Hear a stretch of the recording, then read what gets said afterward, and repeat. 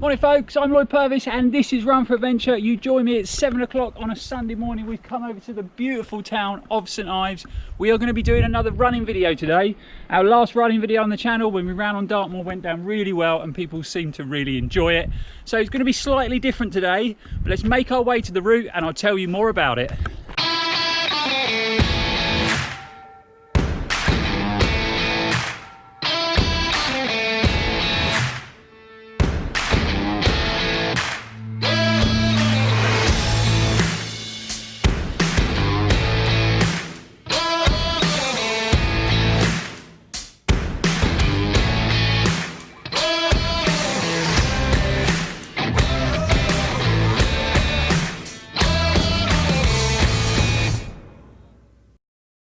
So the route we're going to be running today, I call it the Zener loop. It's a loop that I used to run a lot when I was living in St Ives, but since moving away, I don't get to run it as much anymore. So I thought I'd bring you guys out, show you the route. It is a stunning route. You start off on the inland trails going out of St Ives, and we are heading all the way to Zennor Church across them inland paths with some stunning views out across the fields overlooking the coast path. And then once we get to Zennor Church, we then turn onto the coast path and a really challenging section of the coast path. So we're going to do this running video slightly different to the last one, and as we go around the route showing you this stunning route, we're going to do a quick Q&A. We get lots of questions on the channel, which we love having your feedback, but we get a lot of similar questions, so I thought I'd take this opportunity. And we got lots of styles to go over, that's for sure. I thought I'd take this opportunity to answer as many of them questions as we can.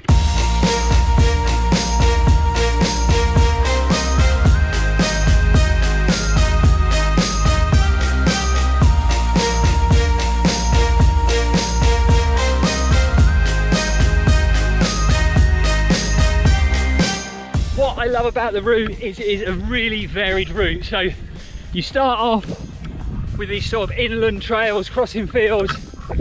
It's very runnable, you can tick along at a good pace, and then once you get to Zener and you start hitting that coast path, it is a super challenging bit of coast path. But what's great about it is because you're on the flat across the fields, by the time you get to Zener you've worked a similar muscle group. Then you hit Zener, you get on the coast path, it's uneven, it's technical, and it feels like you get all this energy back and your legs come back to life when you're running on that technical stuff. So a really good varied route and a really good test of your fitness. Can I also just say what a beautiful day we have got out on the Cornish coast path. Stunning weather, man, so lucky. After we did the Dartmoor video, I had a lot of requests for more running content. I think with there being no races on, people really enjoyed seeing us out on Dartmoor running. If you haven't watched the video, definitely worth going and taking a look, especially to see Woody the Wonder Dog.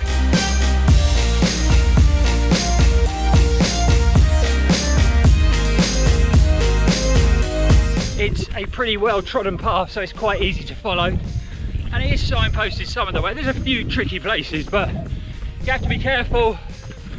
There's a lot of farmers' fields, so you don't want to go onto their land and upset them. They can get a bit angry. Stick to the right path and follow the signs.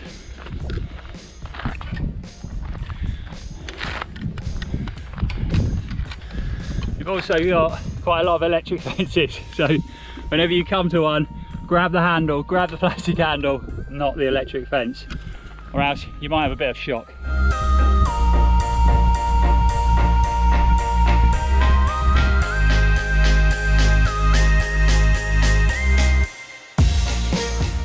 So we've hit the first bit of hard standing. There is a little bit of tarmac on the route, but nothing serious. The first question that we get asked a lot on the channel, which running vest, which running pack would I recommend, or do I run in? I've run in loads of running vests over the years, lots of different brands and models, and there's lots of reviews on the channel for running vests, but my vest of choice at the moment has to be the Salomon Advanced 12 set. I personally think it's the best pack Salomon have ever produced, and it's the best pack I've ever owned. Loads of storage you can get to on the move, bottles have been placed higher so easier to get to. You can tell it's a pack that's had years of development to get it to this point. I get asked a lot, what would I use, the Advanced Skin 12 set or the S-Lab 8 set. I personally would always go for the advanced 12 set. I find for me it fits better. It's a lot more fitted, a lot less movement. Like I said, I love the fact they've put the bottles higher. It's a lot easier to get to them bottles to drink out of. But also, you just get that little bit more storage, a few more accessible pockets. The main pocket has a zip on it, which I like. It's nice and secure. But also that main pocket has a waterproof treatment, so it will repel water. And your kit will stay a little bit drier in the pack. Another feature I love of the pack is this little rubbish pocket.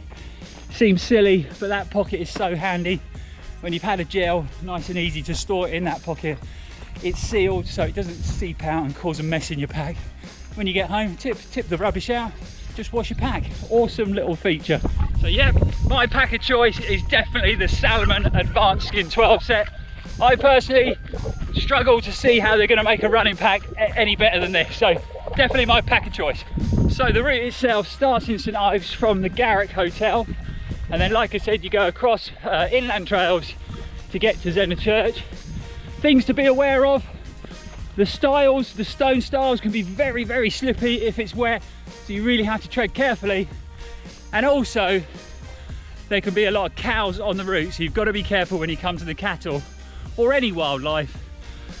And you have to follow these posts. So you can just see there's posts at most of the entry points to the fields and the exit points, black and white marked posts on the top. So if you follow them posts, here we go, over another stile, you'll be on the right path and you're not going to upset any farmers, and we don't want that. Oh, also these cattle grids in the wet can be lethal. The last thing you want to do is put your leg down one of these or slip off one of these when you're running. I know, I've done it myself. I slipped off one of them. Luckily, I just managed to save myself. I smashed my shin, but I didn't snap my leg in half. So on them cattle grids, definitely walk, don't run. There's our first cow of the day. What I would suggest, if you come across a field of cows, obviously try and take a wide path, move slowly, no running, just walk through the field, get through the cows, and then carry on your running. It's always the safest option. You just don't want to upset the wildlife. It is so good being back out on the Zener loop. I reckon it's been a good year since I've run this loop, and I used to run it most weeks back in the day, so good to be back out on these stunning footpaths. Magpie, better give it a salute for good luck. Yeah, I'm pretty superstitious.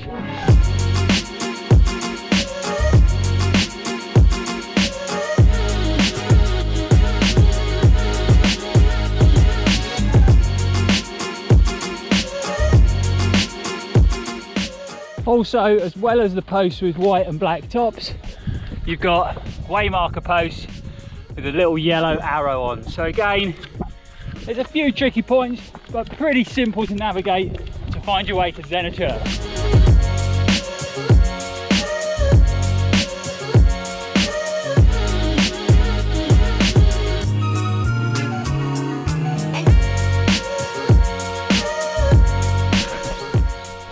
So we're also trying out a new nutrition product. It's something I've heard lots of people raving about. I've got a few friends that are using it. So we've got the Mountain Fuel Energy Jelly, Sports Jelly. This is the cola flavour with a bit of caffeine. So never had it before, but lots of people are saying it's a really good product. So let's give it a go. Pretty good. Pretty tasty. And now I've had my gel, we just go into our advanced 12 set. And in that little pocket, we pop all our rubbish so we don't leave it out on the coast path, and that goes safely back inside the pocket. Love that little feature. Right, let's get moving. Just before we leave Zener, I thought I'd just show you the Tinner's Arms. So it's an awesome pub. Do some great beers, great food, and you can stay there right on the coast path. So pretty good place to stay, or a great place to run out from St Ives, quick beer at the turning point, and then run back to St Ives. Perfect bit of training. Right, let's get out to the coast path. We've got a bit of tarmac to run first, and then we'll pick up the coast path at Zener. Really looking forward to getting back out on that section of coast path. Super challenging, beautiful but brutal, and it's also a section of coast path that is part of the Arc of Attrition 100-mile coastal race. So a lot of the runners go through there at night, so we're going to get to show you it in the daylight and in this glorious weather. And here we are. This is where we pick up the coast path. So we go over the stile. You got Zener steps just there coming up from the coast path. Obviously we've got the sign for Zener, and we've got all the signs where it goes. So Pendine down over the steps, or obviously we're going to go straight ahead and we're going to go on to St Ives. But I don't know whether you remember this location or if you've watched the pirate film, because this set of steps is where Steve White, aka the pirate, sat down. He was in a bad place at this moment in time, and this is where Ashley overtook him and headed off to St Ives. We thought it was dead and buried, we thought it was over, but an amazing comeback, and then caught Ashley back up in the Towns. But yeah, these are the steps. So we're going to utilise them steps, and we're going to sit down and we're going to answer another one of your questions. So I get asked a lot of the channel, what is all that tape on your legs all about? Typically, I haven't got any on today, but the tape you see on my legs is rock tape. Rock tape is just a brand of Kinesiology tape. Kinesiology tape has been used in sport by top level athletes and now used by lots of athletes all over the world.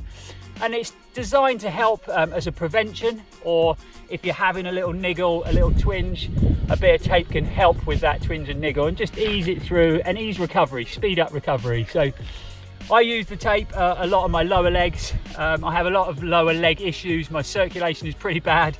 So I actually use the tape on the outsides of my shins, on my peroneals, on my soleus, on the lower leg, because it helps with drainage. The tape is stretchy, apply a bit of stretch, it lifts the skin away, and it just helps flow and drainage in my lower leg, so it stops it getting all sticky. Once it gets sticky, I tend to get a few issues sort of in my ankles, Achilles tendons and things like that. So it's kinesiology tape. It's not magic, but I personally think it really helps me when it comes to prevention, or if I've got a little niggle and I just want to carry on running and ease myself through that niggle to recovery. What I was thinking was hooking up with a great local physio, Paul Coker, who's a bit of a taping guru, a bit of a taping expert, and maybe doing a video on taping. If you'd be interested to see that, guys, get in the comments below, let us know, and hopefully we can hook up with Paul and sort that out. But let's get running.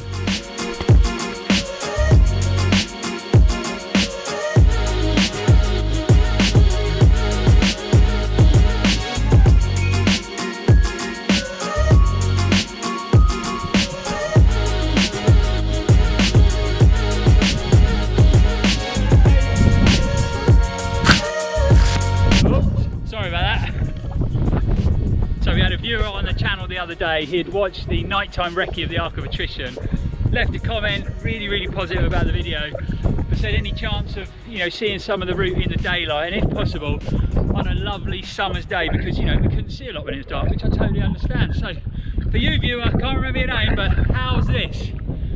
Is that good enough? So that is the Arc route. That is beautiful blue sky, and I don't think it gets much better than that. We always try and give our viewers what they want or what they ask for, and look at this, stunning views all the way around. So again, Arc route, Pendine Lighthouse, the Bad Lads of Pendine, that's where you come through at night, super technical. That was part of that nighttime recce route. Obviously it looks a lot more inviting when the sun's shining on a summer's day. Anyway, let's start running, let's get around that headland and let's start heading to St Ives, and we'll show you some more of this stunning route.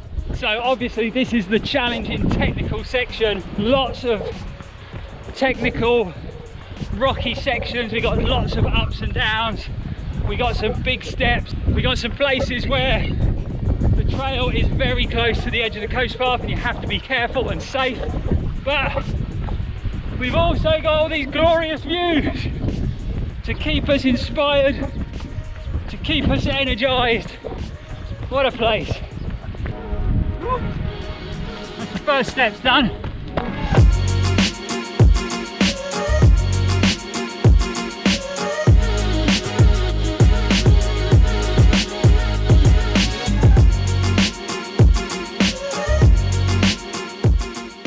It's pretty overgrown in places, like I thought it would be. So you've got to be really careful, because there's sections of coast path where you can't see your footing. It's covered with the undergrowth, so the last thing you want to do is clip a rock, catch a rock and face plant the trail. So really careful when it is overgrown like this. Sometimes you're just better off walking and being safe. So you got lots of sort of boulder jumping.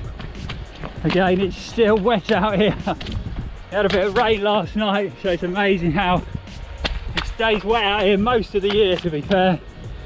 But yeah, lots of boulders to climb down. You want to make sure you got a nice grippy shoe on, a shoe that grips wet rock well. So we're rocking the Torrents today. The grip on this shoe on wet rock is pretty good, so nothing to worry about. You feel pretty safe, pretty confident in your shoes.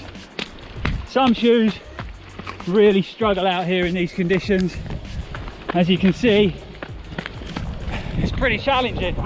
And then you're bobbing along nicely on this nice defined coast path, and you come to sections like this. Again, if you don't know it very well, path, boulders. So again, quite sketchy. You got to go safe. The path disappears, and we are just left scrambling over rocks. Again, if you know it well, not a problem. You know the path to take. If you don't, there's no clear visible path at all. So again, you have to take your time, go really safe, tread carefully, find a safe path through, and then it doesn't take long. It's only a short section, and then you pick up the coast path again. Again, this section is done at night in the Arc of Attrition. So you can imagine 60 plus miles in your legs, and you're hitting this section tired, confused, disorientated, and then you've got to pick your way through that, which can be pretty interesting. But you soon pick up the path again, and just up here it gets a bit more runnable. I say a bit more runnable because it's still pretty challenging. And then we're back on the path. So, not too bad. Right, let's keep on trucking.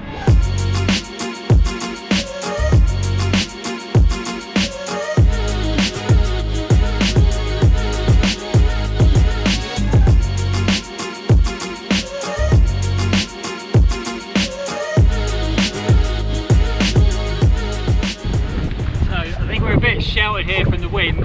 So third question I get asked a lot is, how many miles do I run a week? Well, on average I would say I do probably about 50 miles a week throughout the year. I find for me that's a good level of mileage to keep me fit, healthy. I tend not to pick up too many niggles if I keep it to about 50 miles. Obviously mileage each week is super personal. Some people can get away with running 100 miles a week and have no problems. Other people would have issues if they did that. And you don't necessarily need to be running that amount of miles. So I'll do, on average, like I say, 50 miles a week. If my body will allow me to, if I'm having any niggles or any issues, I always drop it down. I always listen to my body. And I tend to run 4 or 5 times a week with a couple of days recovery. Remember, recovery days are just as important as your training days, and you really can overdo it and end up with a world of problems. I might creep it up to sort of 60 or 70 or 80 miles for a couple of weeks of the year. If I've got a 100k or a 100 miler coming up, I'll increase it a bit for a couple of weeks. But what I will say is I do them miles on a mixture of terrain. So I mix it up between road mileage, trail mileage. I tend to do most of my long runs on the trail, just to get off that repetitive environment. I think mixing up the terrain is super important when it comes to your weekly mileage.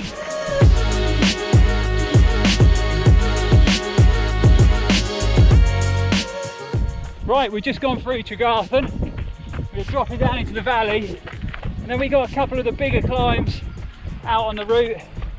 There's no massive climbs, but there's lots of short, steep descents and ascents. So overall, across the distance, you get a fair bit of elevation. Right, I've got to concentrate because I'm boulder skipping again. Right, let's get up this hill. Roll, time walk.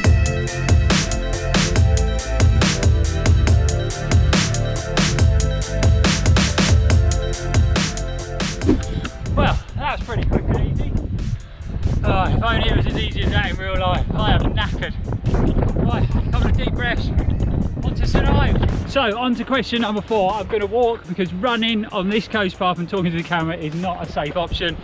Question number 4, we get asked this all the time, is where is our epic intro filmed? So obviously it is filmed in Cornwall, it is filmed up St Agnes up on the north coast.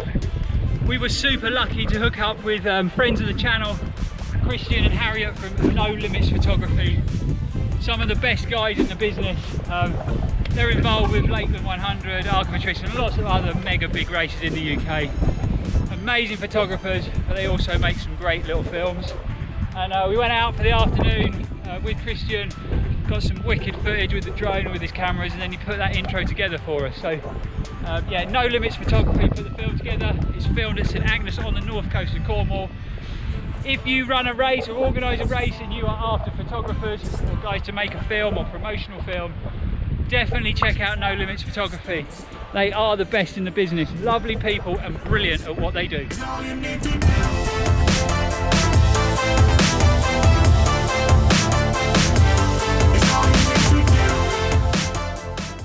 that was the first walkers of the day. I'm sure we'll start to see quite a few more as we get closer to St Ives.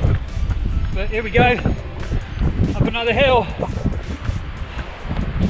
Woo! Look how challenging this route is. Awesome though. Another important thing to mention, gates on the coast bar. Always lock the gate. There's quite a lot of cattle grazing out here, so it doesn't take long. It keeps everyone happy, so keep them gates nice and firmly locked. Right, let's crack on. There you go. A prime example. Gate left unlocked. And it must have been them guys we just seen, because they've just come through it. So let's lock this gate up. There you go. That wasn't that hard, was it? It took about a second. Oh well. Come to lots of little stream crossings like this, which are pretty amazing. Nice big old stone bridge to cross. And now we are going to head back up. This is probably the biggest climb of the whole route. So again, not massive, but it definitely gets the old legs burning.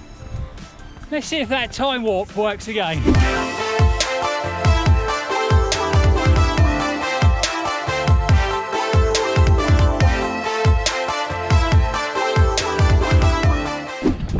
Well, that was pretty easy.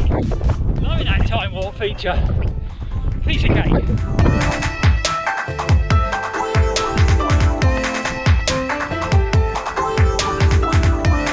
This is why we should close gates. Because look at this lovely sign. Thank you for keeping our cattle safe by reconnecting the plastic handle to the wire. Enjoy your walk. So make sure you close them gates and reconnect these electric fence cables.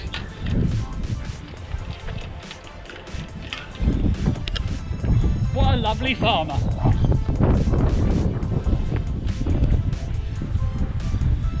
So there's that view I've been talking about. That is St Ives town. We have almost finished the loop. That view when you're running the Arc of Attrition is the best view you will ever see. Obviously if you're within the time restraints and the time cut-off. You can see that view and you've made it within the time limits. You've broke the back of the Arc of Attrition. I keep harping on about the Arc of Attrition, but if you don't know what the Arc is, we've left a link in the description for Mud Crew. They're the event company that organises the race. It is a 100-mile coast path foot race in winter on this section of the coast path. It's tough, it's challenging, it's brutal, one of the hardest races in the UK, but it is mega, and Mud Crew organise some of the best races in the UK, that's for sure. So definitely worth clicking that link in the description and checking them out. We've done quite a few videos on the Arc of Attrition on the channel, definitely worth checking out. It really does highlight how epic and awesome the race is, how challenging it is, but also what an amazing atmosphere there is around the Arc of Attrition race weekend. So click that link, check it out. Right, on to St Ives.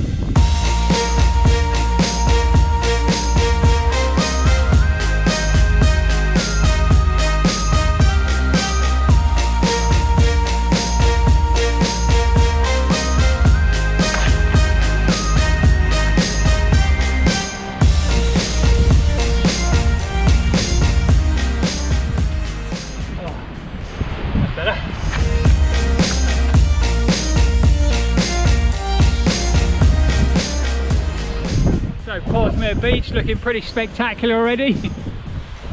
Quite a few people on it already as well, and it's pretty early still. So I should imagine that's going to be pretty packed later. We are about 200 metres from the finish of the loop.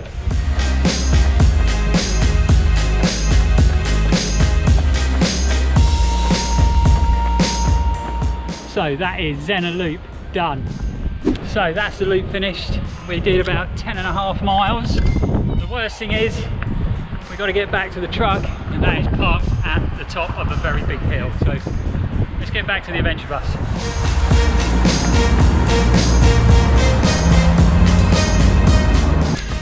Yep, still going up. Yep, you guessed it, we are still going up. Oh my god, how long is this hill? I suppose there's a bit of extra elevation in the legs. Oh, there she is. Got carried away there.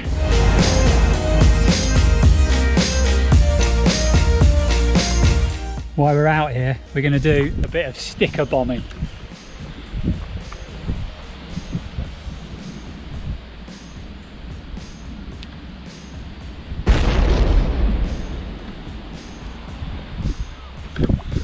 Obviously, I wouldn't do that to a random stranger's car. I actually run with Joe. He's parked his car because he's working in St Ives.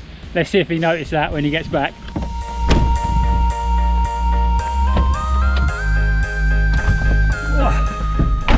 Alright, that's it guys. That is the Zener loop. Schoolboy error first of all. I forgot to bring a nice, dry, comfortable top, so I am all hot and sweaty all the way home. Brilliant. But yeah, really hope you enjoyed the video guys. Hope you enjoyed getting to see the Zener loop. You know, it's such a stunning loop to run, so varied. It was so good to be back out there today after not running it for quite a long time. Really hope you enjoyed the concept of the video guys. I know you, there was lots of positive feedback about the Dartmoor running video. You guys really enjoyed watching us out there running on Dartmoor. So we thought we'd do another video and show you some of the other trails that we get to run on and how lucky we are to have them to run on in Cornwall. But if you did like it, get in the comments below, let us know that. If you want us to do another video of a similar theme, let us know that as well. And any questions that you've got that need answering, get them in the comments below, and hopefully we can include them in the next video. If you did enjoy it guys, don't forget to give us a big thumbs up. We really appreciate it. And come along, join the Run4Adventure family, subscribe to the channel. Don't forget you can follow us on our other social media platforms, whether it be Facebook, Instagram or Strava. But thanks for watching. Your support is awesome. We will see you in the next video. And as always at Run4Adventure, stay safe and keep on running.